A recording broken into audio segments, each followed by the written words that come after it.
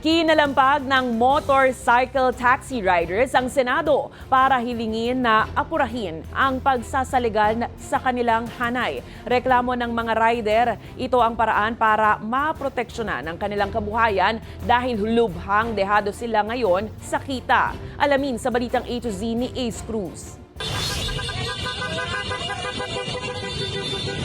Idinaan sa motorcade ng motorcycle taxi sa kanilang mga hinaing sa labas ng Senado sa muling pagharap sa Committee on Public Services. Kabilang sa mga himutok nila ay pagiging dehado sa kita. Sa isyu ng 20% discount, lumabas sa pagdinig na malaking bahagi nito ay pinapasa ng motorcycle rider. Ayon kay Committee Chair Senador Raffy Tulfo, isa ito sa dahilan ng riders kung bakit tumatanggi kapag ang nagbubuk ay estudyante, persons with disability o kaya naman ay senior citizen. One of the reasons kung bakit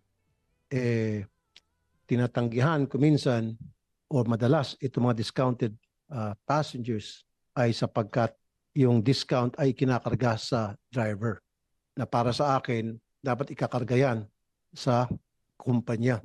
Sa datos ng Land Transportation Franchising and Regulatory Board o LTFRB, lumalabas na pinapasa ng rider ng hanggang 80% ang halaga ng diskwento na malaking bawas sa kanilang kita. Pakikiusapan namin yung mga TNC o yung may-ari ng application to handle at least 80% of it and then 20% na lang ang maiwan sa operator. After all, it is the app who is generating more profit dito po sa ganitong endeavor. Actually, ang mas gusto ko 100% isi-shoulder na ng TNC company. Naungkat din ang kalakaran kung saan pinapakancel ng rider sa pasahero ang booking sa kalagitnaan ng biyahe para hindi sila makaltasan sa komisyon ng kumpanya.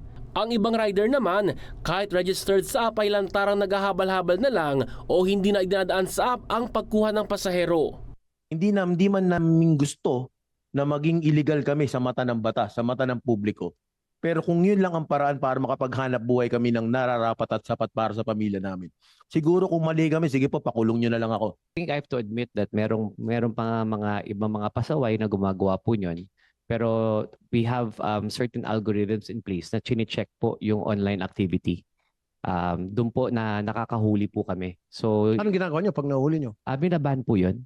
Naalarma sa habal-habal system ang ilang mambabatas at commuter safety group lalo't walang insurance na makukuha ang driver at pasahero oras na maaksidente.